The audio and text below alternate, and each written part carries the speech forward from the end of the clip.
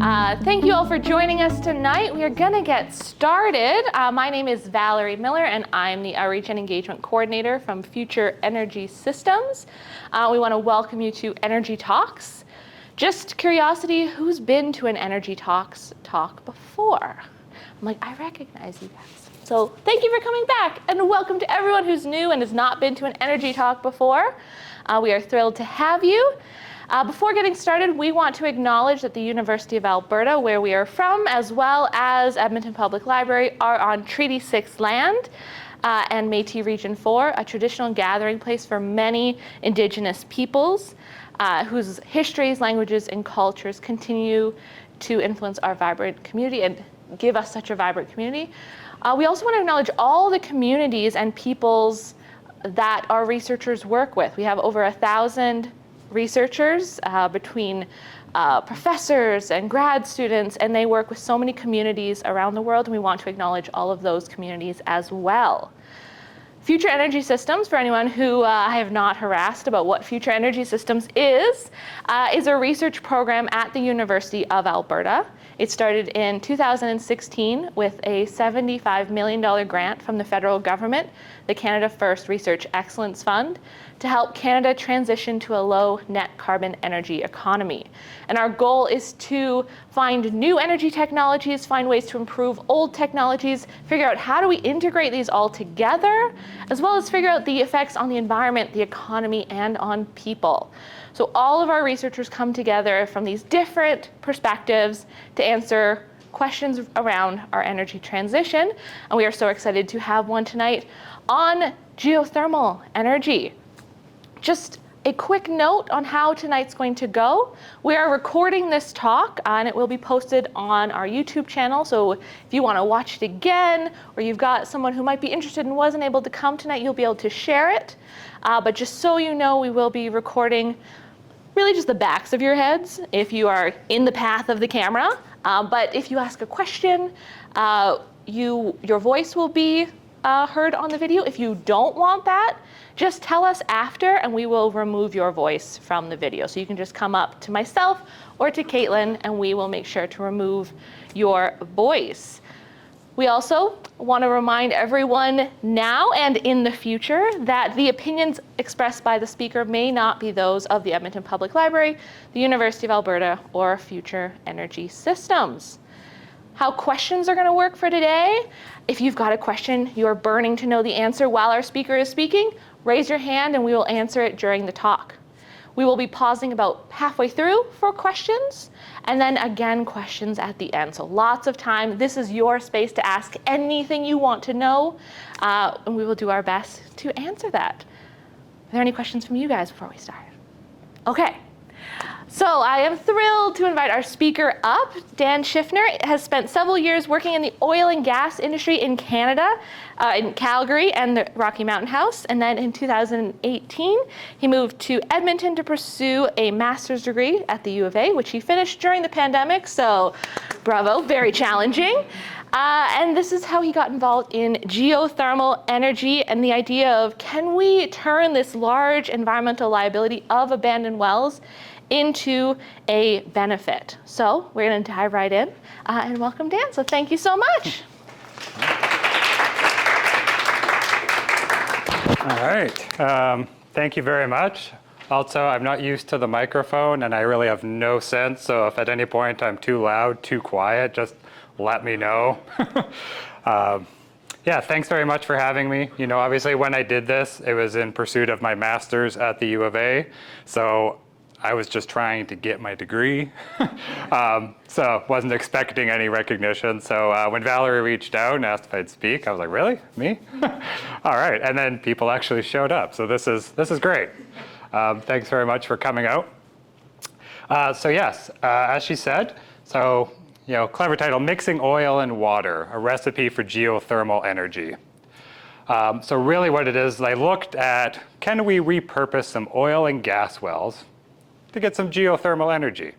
That's the crux of it. So what we're going to go into here, I'm going to give you, first off, just a little more background on myself, because it really, I think, feeds into what and like why I wanted to go into this research. And then I did a couple of different papers while I was at the U of A, and they both kind of feed into the overall theme. So we'll kind of talk about paper number 1 a little bit. We'll stop and have questions. Then we'll talk a little bit about paper number 2. So with that out of the way, away we go. So I also had a life before any of this. So I actually spent 10 years working on healthcare, but it really had nothing to do with tonight. So I didn't write it down. But yes, I did work in oil and gas from 2013 to 2018, largely as a reserves analyst, so doing office work downtown Calgary. Also spent some time out in the field in Rocky Mountain House during a summer internship. During both of those roles, I was really struck by the number of oil and gas wells throughout the province. I mean, we all know Alberta is an oil and gas province. That's what's driven us for years. And you know, you go out for a drive through the countryside, you're gonna pass a pump jack, pretty much guaranteed. But still, I was really struck. And during my time as a field operator, I remember this time, the supervisor came to me one afternoon. Dan, got a job for you. Oh yeah? He said, somebody's interested. There's this old well that we no longer look after. It had been shut in. They want to do something with it. We don't know where it is.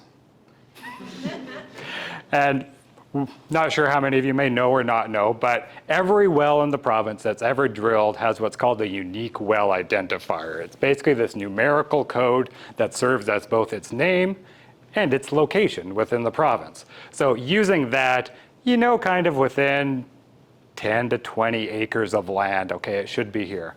Anyway, so we got in the truck, we drove out, we spent a couple of hours. We couldn't find it. And I mean, that really just kind of stuck with me. I was like, this is kind of a big thing and nobody knows where it is. So those were kind of two things that were percolating in my head. And then life circumstances led to my moving to Edmonton. And I had considered at various points, should I do a master's, should I not? And this transition point just really led to, if I'm ever gonna do it, this seems like a heck of a time. So in doing that, with my background, I was approached by the geothermal team that said, hey, this might be something you're in. And I said, hey, I am interested in that. And that led me kind of down this path. And then, Valerie said, graduated in 2020. So a little more background. And again, some of the questions I had in my head when I was starting out on this whole venture. So what we have here is a couple of maps. And all of these little black dots here is a well. And this isn't even all of them. You can see here, this is the abandoned wells. These are the suspended wells. So there are over 600,000 registered wells in the province. So you can see that makes up about a quarter of them. So take these black dots, multiply it by 4. Like, there's a lot.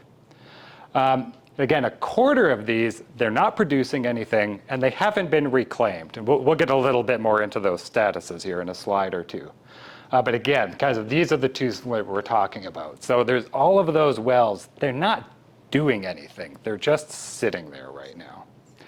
So I kind of asked myself, okay, well, why are they not being reclaimed? You know, why are they just sitting there?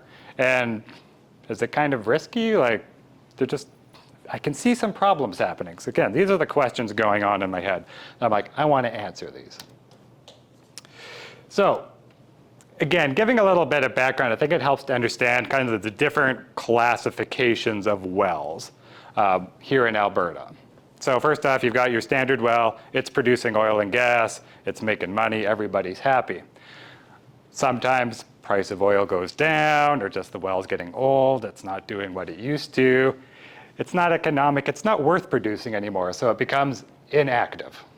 So here we've got the nice little picture of the well. And basically that if somebody just comes along and says, okay, well, let's shut it off. We're not going to do anything for now. Well, the AER, our provincial regulator, has some rules in place. And it says, well, if a well's been inactive for 12 months or more, then you have to suspend the well. Now, there's some easy ways to skirt this. You can come turn it on for a day, turn it back off. That resets the clock. But ostensibly, they have 12 months. And if in that time it hasn't produced, you have to suspend it. So when you suspend it, what happens is, well, you've got to put a little plug down there, try and make sure nothing comes out, turn it off, then put a lock on it so nobody else can come along. So basically, you clean it up, plug it, lock it up, And then you have to come along and inspect it every couple of years to make sure nothing's going haywire, it's not spitting something out, et cetera, et cetera. The next step beyond that is to move to what's called an abandoned well. So when it reaches that point, they're kind of saying, it's like, you know what, we're never going to produce anything from this. Let's just start to take care of it. So what they'll do is they'll put some cement down the hole, fill it up with fluid to try and make sure nothing is ever going to come up. And then they'll do what's called cutting and capping. So kind of come down below the surface a few meters, cut off the tube, seal it up, cover it back over with dirt. So kind of looks like nothing's happened. And then the final step is to reclaim the land. So you can see here, oh, somebody's come and planted some trees and grass. It looks just like it used to 100 years ago. And everyone's happy. So when we're talking about the classifications, these are kind of what we have in mind. So the first paper that I did was really focused on purely the oil and gas wells. Why are there so many? Why are they not being reclaimed? Et cetera, et cetera. Well, basically the rule of it is that first off, it's because they can. There's no time limit. So as I said, there is that 12 months it can be inactive before it has to go suspended. That can be skirted. But once a well is in suspended or abandoned status, it can stay there indefinitely. There's no rules that says it has to go be cleaned up. Now, there's actually good reason for this, and that's because that allows us to maximize the resource.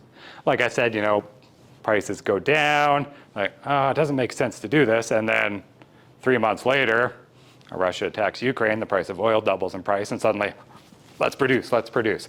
Really, it maximizes the resource. I kind of think about, if you bought a 4-liter jug of milk, and you've only drank 2 liters, you still want to use the other 2 liters. You don't want to waste it. So that's really the idea, is, Alberta, the province, collects royalties. It really wants to maximize the resource. So there's good reason to kind of allow it.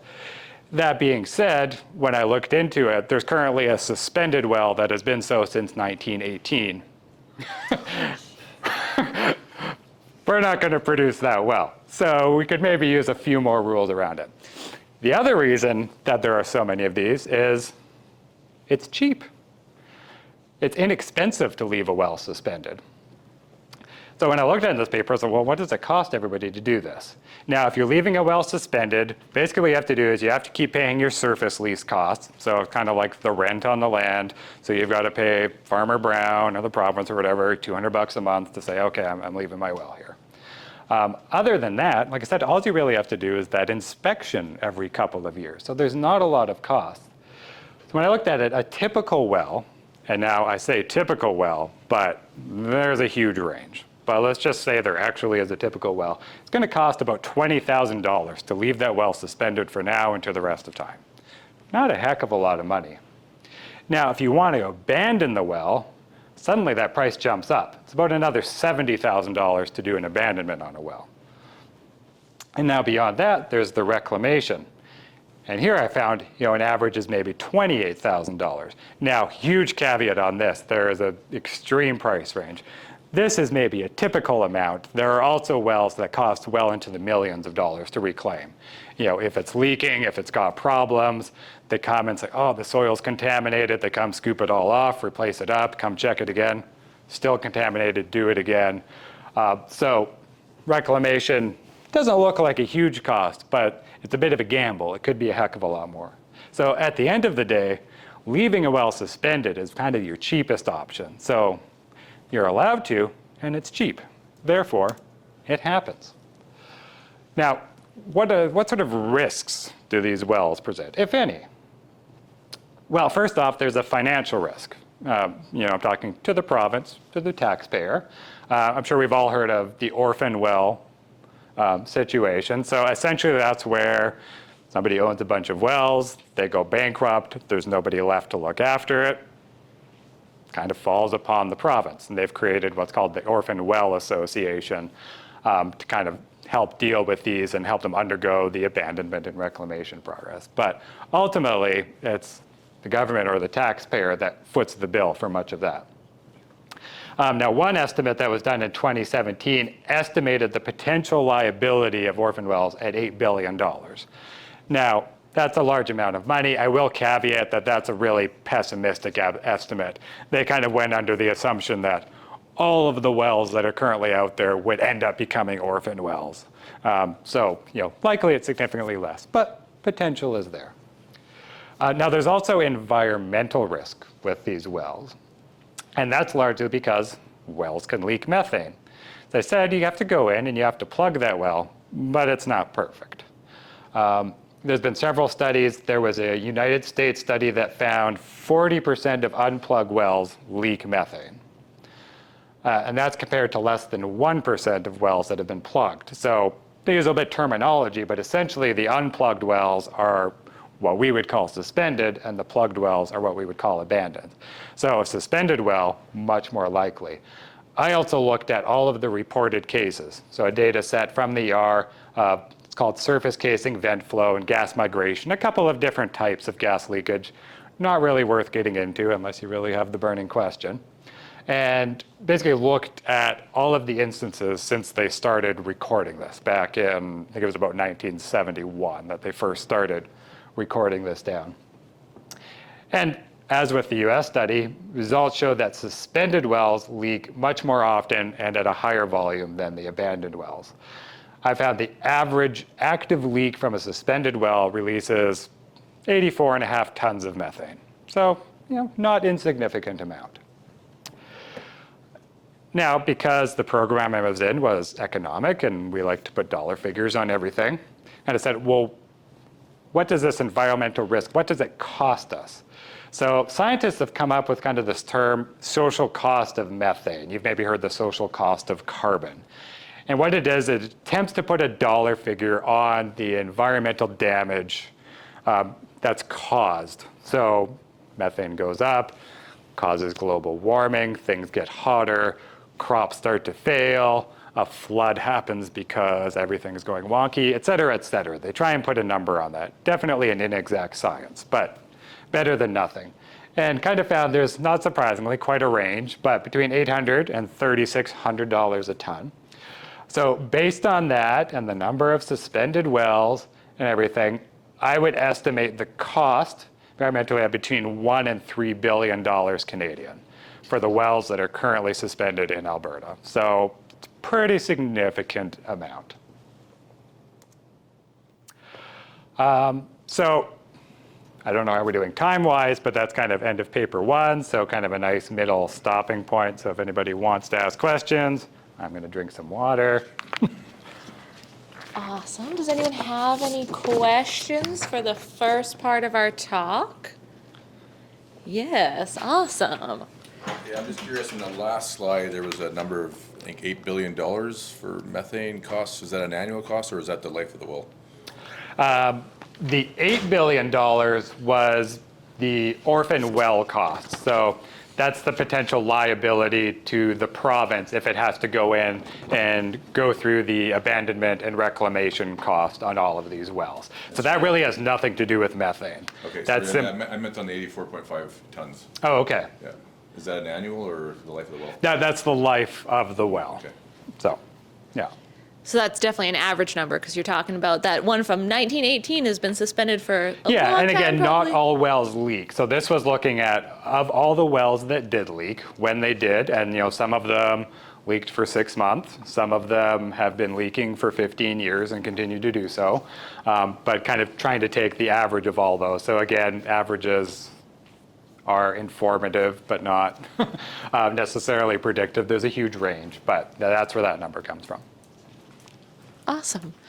And then did you have one as well? Yeah, I guess I understand you probably haven't gone to the connection part of it with the geothermal, but with this specific part, you talk the ineffective policies, was it just not a priority to add policies? Like you did the research on it. What do you think? Was it just for the orphan wells? And that's the only thing I really have heard of before. But is it just something that you don't think it was top of mind, or?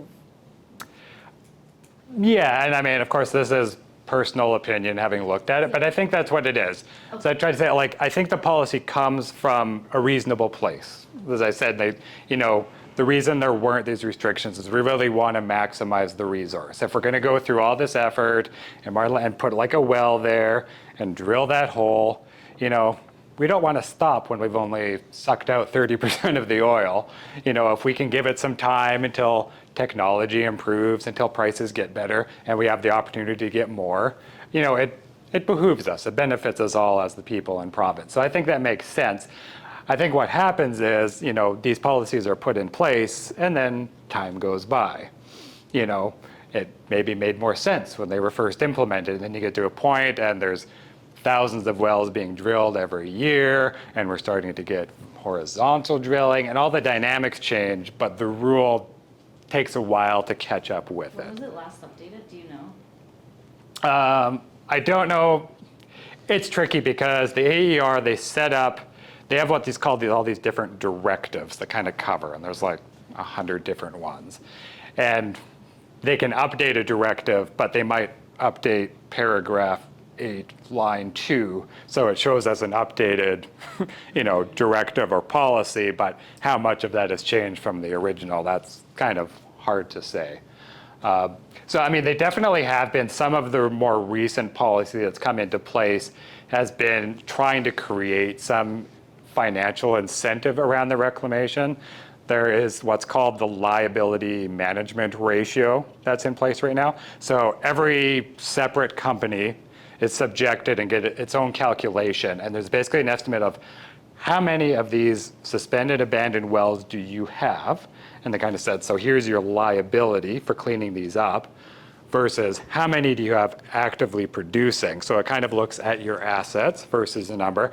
And if you go under or over a certain ratio, I think right now it's just set at 1.0, then you have to start paying a little something. You have to put money aside to drill a new well, and it's to provide a little protection. So they've started trying to implement things like that to help curb some of the financial risk around the orphan wells potential there. Yeah. And then did you have a question? My question was kind of about the suspended wells. When they do leak, does it become then more cost effective to make them into an abandoned well and cap them off?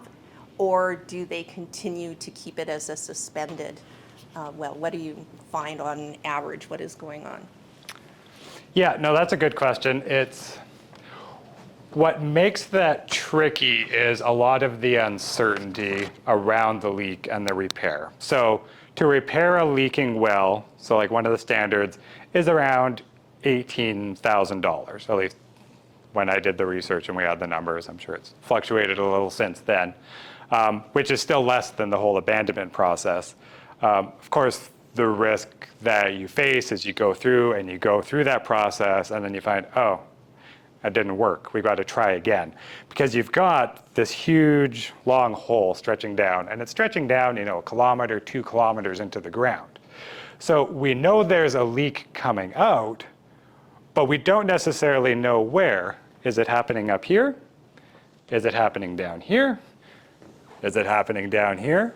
So, they have experience, and, we know the different geological formations in which are more likely and all that. But at the end of the day, they go, I think it's this one. And they go fix it up and plug it.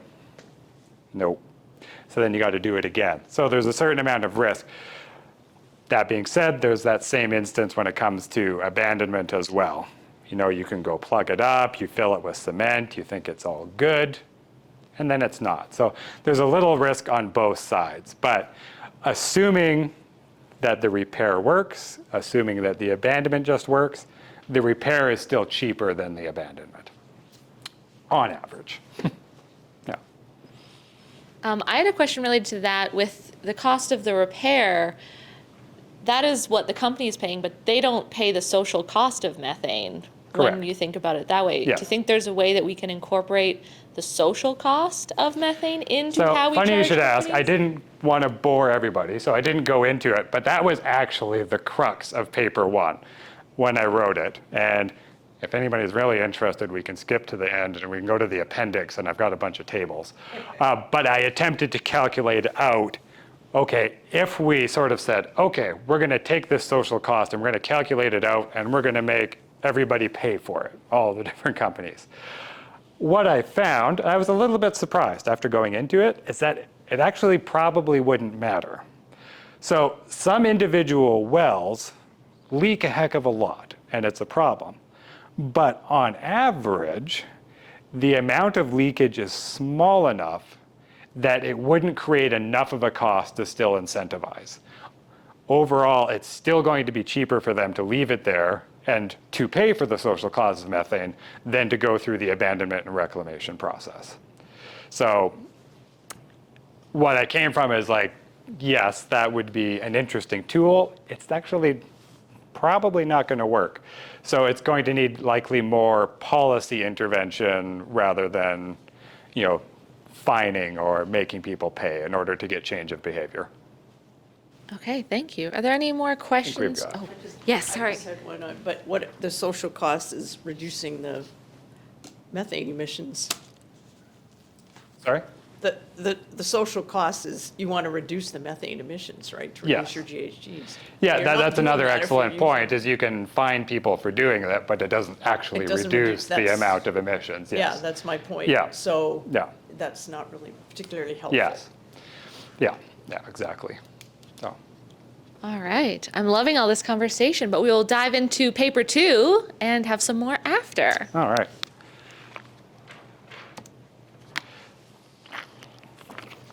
All right, so paper number 2, the reason we're all here, cows. I actually had a lot of fun with this. I always refer to it as my cow paper, and which kind of a little, but makes me chuckle. Anyway, so here we looked at, big long title, the techno-economic feasibility of retrofitting a petroleum well for geothermal energy production. Basically what happened is we were actually approached by a fellow that has a large ranch just a little southwest of Edmonton. So you can see the top map there, Tomahawk Ranch. So not too far away. Anyway, he's got about 14,500 acres, so a lot of land, and on average about 2,000 head of cattle. Anyway, he approached us because in the winter months, it was hard for his cattle to access water. I mean, it gets cold here. Water freezes. So he had installed a circulating system of water. So basically this pipe that feeds around to about 4 or 5 different troughs that has a pump that's constantly circulating, keeping the water flowing so that his cows could wander over, headbutt a little hole in the ice and get the water. It worked, but the water was still really cold. So his thought intuitively was that, well, they're drinking this really cold water. I think maybe it's causing them to lose weight, and or I'm having to feed them more because they're burning this energy drinking cold water. That I think some more of the cattle, it might be making them ill, some of them might be dying because they're drinking this crazy cold water. And I feel like maybe I'm seeing fewer calf births. So I wonder if I warm up the water, if that might fix all of that. And we thought, that's really interesting. And also on this, I have 33 oil and gas wells spread around my property. So maybe one of those we could fit up, retrofit, get some geothermal heat energy going on and use that to heat the water. So that's what we were taking a look at. And then just for interest, so here's the little map of his property. And that little blue thing, which I think kind of looks like a fish jumping out of water, that's the water system that he had put out of place. So even with that, it only covered a small section of the ranch. But anyway, so very interesting ideas. This is our approach. Okay, can we retrofit a well to use some geothermal energy to heat up the water to make cows happier and healthier? Now, before we get too far into that, and I struggled, maybe I have to go, let's do a little background on geothermal energy, because I don't know how much everybody knows, and then we can all get kind of talking a little bit the same language. So, geothermal energy harnesses the naturally occurring heat that's beneath the Earth's surface. So I kind of put this picture. We're all familiar with it to some extent. So, down, Old Faithful or whatnot, down at Yellowstone National Park, geysers shooting up. That's geothermal energy. Obviously really close to the surface. Most of ours is down a little bit deeper. Anyways, at high enough temperatures, so at minimum 80 degrees C, but ideally even warmer than that. You can create electricity because you can get hot enough temperatures to produce steam, which powers a turbine, and boom, your electricity. That's basically how we create most of our electricity now with coal or with natural gas, is we boil up some water, other liquid, create steam, power the turbine. Now, at lower temperatures, you can still use geothermal energy. You can't make electricity, but you can direct use. And that can be heating for buildings and other applications. So just bring up the nice toasty warm air, let it flow into your building. Everybody's happy.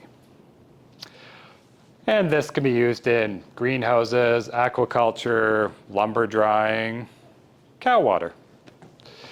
So what are some advantages of geothermal energy? Because there's a lot of different renewable energies out there, solar, wind, water. Well, the big thing is that it's what's called a base load power source. So basically this means it never turns off. We all know that solar power is great, but we get a cloudy day or it's winter time and suddenly we had a lot less power than we had to on the warm, sunny summer day. And wind power is great until it's not windy. But with geothermal, it's always warm, it's always on. Disadvantages are that it's still really expensive. Now, a big part of that is the exploration and drilling part of geothermal energy, which makes looking at retrofitting wells even more interesting because you don't have to worry about the drilling. So that's kind of some really basic geothermal stuff. Now, there's a couple of ways to access the heat. So there's what's called an open loop system. So basically you punch 2 straws into the ground. One of them sucks up the hot water and you get all the heat out of it and then you pump the cold water back down. And then it heats up in the nice hot rock down there and then you suck it back up. Bit of an oversimplification, but that's what's going on. There's also what's called a closed loop system. So that's where there's just one pipe, one straw going into the ground, but it's got a couple of different layers. And basically you pump it down and it starts to heat up as it goes and then it comes back up. And I've got another picture that will hopefully show that a little bit better in a moment. Now I also just wanted to point out there's also something called geo-exchange or shallow geothermal that I think some people instantly think of with geothermal energy. And if anybody is familiar with the Blatchford project that's going on here in town, or if anybody heads out to Invermere, I've got some friends, you'll see they've got a billboard, and it's like, heat your home with geothermal. And with that, basically what you do is if you go down 5 meters below the surface, it's just always 6 degrees C. So in the wintertime, that's not enough to heat your home, but that's a heck of a lot warmer than it is in the -30 up here. So you kind of pump some of that air up, give it a little boost with a heat pump. And in the summertime, when it's stinking hot, well, that 6 degrees temperature just feels great. So anyway, so that's used sometimes on like residential buildings and used, but it's a little bit of a different element. It's not true geothermal. Geothermal, you're really getting that deep down, you know, the heat from the mantle and lava and all that good stuff. But just wanted to kind of point that out. Now, what some people say is like, geothermal in Alberta? What? Like, yeah, I know there's Old Faithful down south and, you know, Iceland uses geothermal energy. It pretty much provides all their power and hot water, you know, and different places around do that. But in Alberta, well, yeah, there is some. So there's actually been a lot of research and study into the geothermal potential in Alberta. They've been looking at it since the 70s, 80s. So on the right-hand side, there is a geothermal gradient map. That kind of shows, basically what it does is it kind of shows where the hot spots are in Alberta. So anywhere it's red, that's where it starts to get hotter quicker. So as we go down, I believe it says at the red, basically means as you go down, for every kilometer you go down, it gets 45 degrees hotter. And the yellow is not so hot, and the green is, well, not very hot at all. But there's some definite hot spots kind of up in the northwest corner of the province. And it's a little harder to see, but if you actually head out towards Jasper and Hinton, there's some hot spots kind of in along there. So geothermal has not been commonly used in Alberta, but it has been well studied. One of the issues, and why it was never really looked at, is there was some lack of regulation. So one of the things was, who owns the right to the heat? we have all these rules that set around, mineral rights for accessing the oil and the gas, but who owns the rights to hot? And there was just nothing set up to deal with that. So we're like, we don't want to figure that out, so let's just not worry about it. So actually interesting, just after I finished up my thesis, Alberta actually passed Bill 36, which addresses such issues, which really kind of set the template. So it was kind of exciting. They actually set up the groundwork so some of this can start to occur. And there are some current projects going on. This is not a comprehensive list. This is just a couple of the bigger ones. So there's the Greenview Geothermal Power Plant they're setting up near Grand Prairie. So that's, they're saying is they're going to be bringing up the heat and powering a turbine to generate some electricity. And there's also what's called the Everloop near Rocky Mountain House. So that's one of those closed loop systems where they're basically putting some liquid down a pipe, letting it heat up with the rock, and then bringing it back up. And so they've got that going on. So there's a few other little projects going in and around. So things are happening, kind of cool. All right, so getting back to the paper and the cows. How are our cows doing? So when we went about looking at this, we kind of said, okay, well, what are we going to do? It's like, well, first we got to figure out how much is it going to cost to retrofit an oil and gas well for geothermal. So that's based on, again, there's some big words here, a coaxial borehole heat exchanger. So somebody else who is really smart figured out a good way to do this. We said, that sounds good, we'll do that. And we looked at some pricing. A couple of times per year, there's what's called the PSAC guide, Petroleum Services Association of Canada. Maybe I'm remembering that wrong. Anyway, and they publish a list of here's how much it costs to drill a well in all these different parts of the province and what each of the different components cost. So basically we took the elements from that and said, okay, well, we're going to have to do some things to this well. So that's where we got our pricing. Then we estimated what's the amount of heat energy that the well can create once we do retrofit it. And then we looked at, okay, well, economically, would it make sense to do all this? Because it's one thing to technically be able to do something, but as we kind of know, if you don't make money on it, it's not going to happen for very long. So we looked at, again, the costs, so retrofitting the well, some of the surface infrastructure to make it all happen. What's the benefit to the cows? We're going to save some money on food. What else is going to happen? And over 25 years of doing this, are we going to make money or are we going to lose money? So we looked at the NPV, or net present value. So this is our system. So this is, again, the way we would go about this is one of those closed loop systems. So I'm just going to saunter across the screen here. So this is our well that's coming straight down. So most wells have a few different layers. So they've got a tubing, which the oil actually comes up, and then there's some casing, and often 2 or 3 different layers of that. And they provide some protection to kind of make sure that fluid from the well isn't escaping into the rocks as we go all the way up. We want it to come out our pipe. We don't want it to go into the rock sitting here below the surface. So what we would do is pump some fluid. Now it could be water, but there are fluids that are better at conducting heat. So maybe let's use those. Down kind of the outside, so between the tubing and the casing. It's called the annulus. So pump it down. When it reaches the bottom, flows back up the middle. So it's coming down, getting warmer, absorbing that heat from the rock, getting nice and toasty warm, and then we zip it back up towards us and we're able to use the heat. So that's kind of the idea of what's going on. So what are the costs to get the well set up to do this? So again, these are averages and estimates, and there's the caveat that, at least in Alberta, this hasn't actually been done yet. So we talked to experts in the field, said what would we need to do, what would this look like, some of my own knowledge from working in oil and gas. We said, I think this is what it's going to be. So there's planning and lease preparation, so that's getting things cleaned up, paying an engineer to figure out things on a calculator, 32 grand. And then there's well equipment. There's a few things we're going to need for the well. So we're going to put a new wellhead on. So if you're driving along, you'll see this little metal stack sitting out of the ground, sometimes with a pump jack.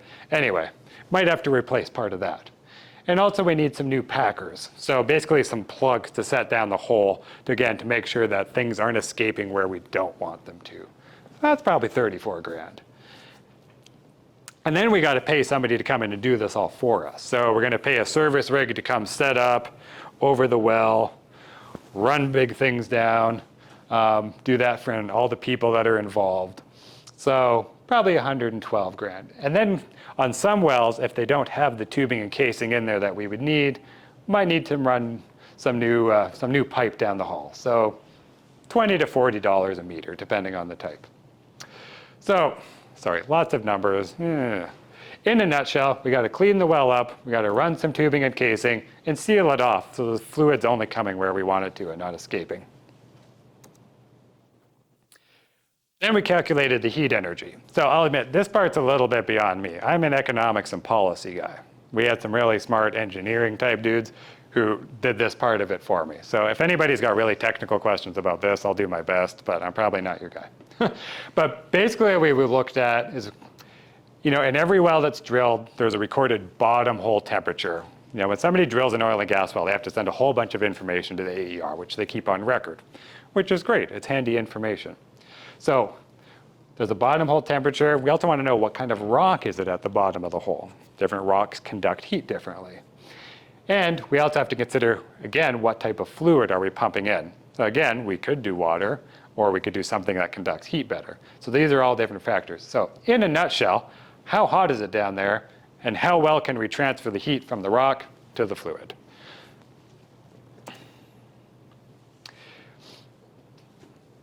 Finally, all of the costs and benefits. So we've looked at how much to convert the well, but there's some other stuff. Now there's also surface infrastructure. So it's one thing to bring heat to the surface. We've also got to get it to where it needs to go. So on this map we can see, this is kind of all of the farm area. And you can see here's a little fish jumping out of water that's showing, here's the circulating water the cows want to get. So lovely, there is one well right there. That's great. But what if we can't use that one, or if that well wasn't there? Well, here are other options. So we can emit some nice heat out of here, but then we've got to transfer that heat over to the water, or the water to the heat, one or the other. So, and that's one of the key challenges, and we'll get into that with geothermal and direct use heat, is we can get the heat, but then we also have to get it to the people or the things using the heat. And if you remember that map I was showing you, where is it hot? Right up in the northwest corner of Alberta. How many people live up there? Not a lot. And then we head out towards Jasper and Hinton, and there's a few, but still, these are not our most populated areas. If we had a nice hotspot right below Edmonton, then we'd be cooking, pun intended. So anyway, we've got to look at some of the other surface infrastructure that's needed to connect the heat to what we're using it for. And we want to be good citizens. We also want to abandon and reclaim the well when we're done with it. So kind of factoring in that cost to the whole process. And then on the benefit side, we looked at, okay, well, do we save some money on reduced feed for the cattle? So not surprisingly, there's cow data out there. So cows drink about 20 liters of water a day on a good day. Hay costs about 11 cents a kilogram. So, we can do some pretty basic rough calculations to see what we're going to save. And we're also going to look at improved birth rates or cow survival. So here are the results. So we found retrofitting a well, the cost can be pretty reasonably estimated based on location and depth. Most of the costs don't change between wells. There's certain things we got to do, certain pieces of equipment we have to put in. Most of it's kind of fixed. So if you tell me where it is and how deep it is, I feel like I can give you a pretty good estimate. So that was valuable knowledge, and we can apply that. So in the future, if we're looking at where can we try something like this, it helps us narrow down that 150,000 wells into, here's maybe 100 wells that look promising. The really smart fellows that calculated the heat found we'd probably need to retrofit 3 wells in order to raise the temperature of the drinking water from 2 degrees C to 10 degrees C. So figure it costs us about $215,000 to retrofit a well. We're going to have to do that 3 times. So fair bit of money. Now the surface infrastructure costs, I thought interestingly, accounted for most of the variability. It ranged anywhere from $2,000, so that nice well that was very conveniently sitting right there, to $123,000. Basically to take some plastic pipe and connect the water to the heat. So pretty significant cost, which kind of goes back to that theme of we need to be close to the heat to really make it worthwhile. And unfortunately, there appears to be very little benefit to the cows. I spent quite a bit of time going through papers. I talked to some cow experts down in Lethbridge, and intuitively, it makes sense that if the water is cold, the cows would burn more energy heating it up inside. They would lose weight, that they might have some illness, but there's no proven evidence that that's the case. So I just sort of took some assumptions and said, okay, well, if you're drinking the water at 1C and a cow is 30 degrees inside, the water is going to warm up. You're going to burn a few calories warming it up. So I just took that as a given and calculated that out. And over 2,000 cows, that's probably going to save us $1.66 per day. So after a week, we can treat ourselves to a Happy Meal. So unfortunately, the end result is that the financial benefits of providing cattle with warmer drinking water likely, and that's polite scientific talk for saying no effing way, does not justify the capital outlay of going through this process. So I think we learned some very interesting things about retrofitting wells and took some good information away. Unfortunately, this particular situation or arrangement isn't going to work. I know when we talked to the farmer, we had also bandied about the idea of setting up an aquaculture process on his farm. Now that might work. Basically, we need something where we're going to generate a little more money. So key findings, and this is encompassing both papers. So currently, companies are inadvertently incentivized to leave a well suspended. They're allowed to, it's cheaper, so that's what happens. It costs more to abandon and even more, potentially way more to reclaim a well than to just let it be suspended and say, yeah, we're gonna maybe turn it on later. Okay. Nothing to argue with that. So now retrofitting some of these suspended wells could put some of them back into use and provide a clean energy source. So I still think there's some really exciting potential with that. We get rid of the liability, we get clean energy, which everybody is clamoring for. That's great. Now, our big challenges are the location of wells. Again, the most promising spots are way up where there's not a lot of people. So getting the heat to market. So I think some interesting potentials. I know one that always pops up to me, I think, is setting up a greenhouse. And I spent some time living in New Zealand, and they're one of the indigenous down there, the Māori. I actually spent some time on their equivalent of reserve land. And they had set up several greenhouses. There's quite a bit of geothermal energy down there, a lot of it much closer to the surface. And they had several industrial-sized greenhouses, and they produced a lot of their own food. They shipped food out to local markets. So they had set up really a very successful business doing this. And I think, why can't we do something similar here? Especially when we talk about with indigenous peoples, there's food independence, food security, even if they don't end up selling it. I think there's some really interesting potential, and that's something that needs to be looked at. Sorry, I'm kind of digressing, getting off topic. Anyway, the other big challenge really is the capital cost. It's still really expensive to set this up. But you know, other renewable sources have faced similar challenges. You know, the cost of producing solar energy has decreased dramatically. I mean, we're seeing more and more solar panels on people's houses these days. And it's just, you know, as it gets used more, as more money goes into it, it becomes more accessible. So right now, I feel like we need to encourage these projects through loans, through grants, tax credits, and that's what's happening. Those projects that I mentioned earlier, those couple, they've both received significant funding federally, provincially to help get those projects off the ground. And hopefully as those come into effect and we learn things, it becomes cheaper and more accessible for others. So I'm hoping we're on our way there. And also, I did find that abandoned wells, you know, they cost a little bit more. But purely from like a monetary and technical standpoint, they could work too. But there's a lot fewer social benefits. An abandoned well is a lot further of the way towards being cleaned up, done, and no longer an environmental risk. So I think we should focus our efforts on the suspended wells. Yeah. So that's really about it.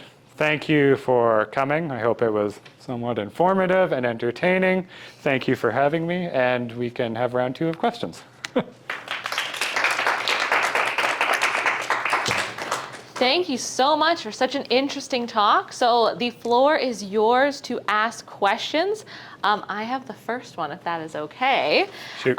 Related to, you found that it doesn't fiscally make sense to heat water for cows using these wells, but have people looked at the use of these wells for electricity production? Does that fiscally make more sense than maybe the water heating for cows side? It's being looked at, like I said, in other areas. I mean, let's go to other countries. Like I said, Iceland, and I've spent some time in Iceland. Basically, 90% of their power comes from geothermal. It's being more and more used in different places in Europe. The Philippines is very popular. Now, I think Europe is the most interesting analog, and we're talking like Germany, Switzerland, and it's not that it's really any warmer there when you go below the surface, but with population density, we get back to that issue of we have some heat here in Alberta, but it's not where there's the people.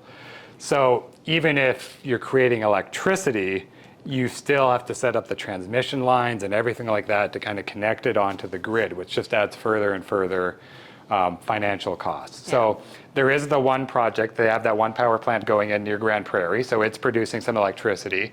So I think there is some opportunity. My opinion is that in Alberta, I think there's more practical application for the direct use of the heat. Again, to create electricity, you need at least 80 degrees C. So even in the hot spots, you've got to go a couple kilometers down to get that. And ideally, to get most effective use from the steam turbines, closer to 120 degrees C is more what you want. So in Alberta, I think with existing technology, I think it's going to be challenging to get widespread electrical use.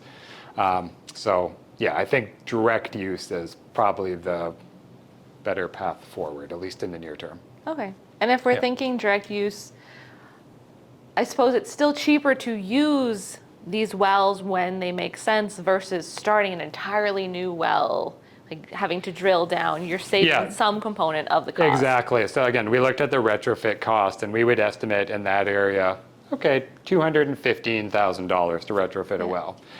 Sounds like a lot of money when you work in oil and gas. Oh, I dropped some change. There you go. A typical, pretty low-key well is going to cost at least $5 or $6 million to drill.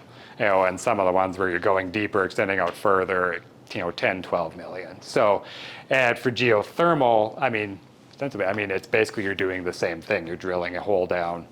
So you'd be looking, closer to that $5 or $6 million range. So, pretty significant. Saves a little bit of money. A little bit.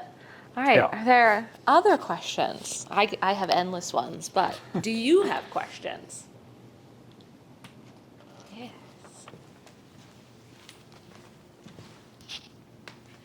So you talked about using geothermal for suspended and abandoned wells.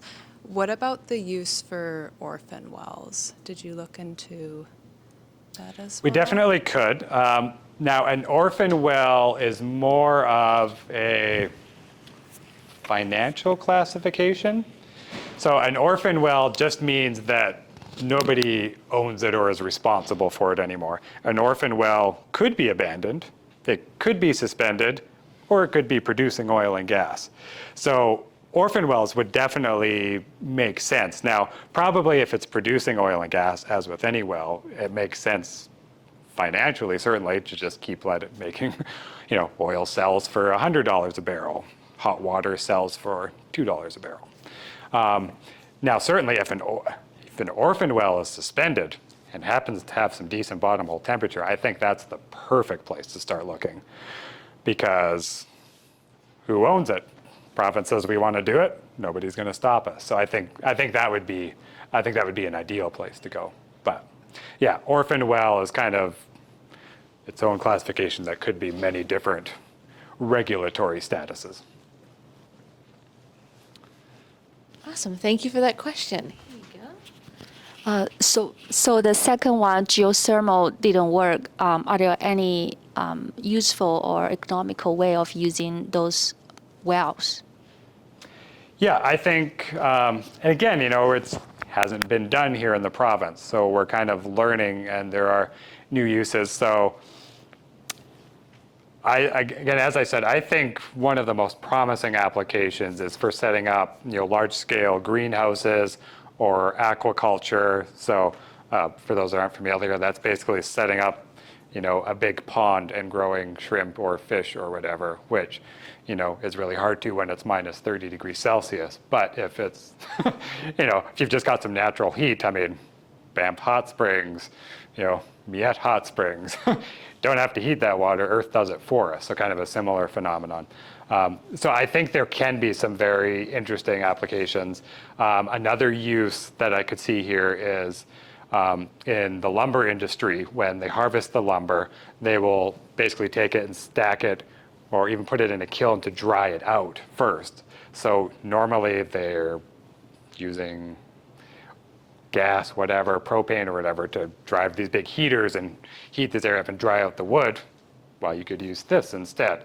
I mean, that's definitely something going on. So I think that could be an interesting application. So I think there can be some real uses for direct use, but like I said, this one didn't work. Is that? How about the leak methane? Like there are some gases are leaking, then how to remove the negative impact on those? Sorry? There are some like bad gases like Yeah. methane being leaked. Yes. But before you are doing those project, I imagine that needs to be handled. Yes. Yeah. Yeah. So if you wanted to retrofit one of these wells and it was leaking methane, of course you would have to. I mean, none of the ones we looked at were, fortunately, but yes, that would be an additional cost if you wanted to retrofit the wells. Of course, yeah, you don't want it leaking, leaking the methane. So you talk a lot about the financial barriers to using these wells. Do you foresee any social barriers?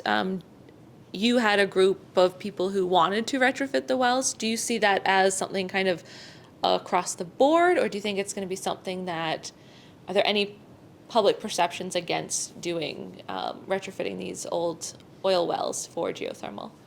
It's interesting. It's, again, geothermal is so nascent here in Alberta. Not a lot of people have a lot of opinions on geothermal. Most people, frankly, don't really know what it is.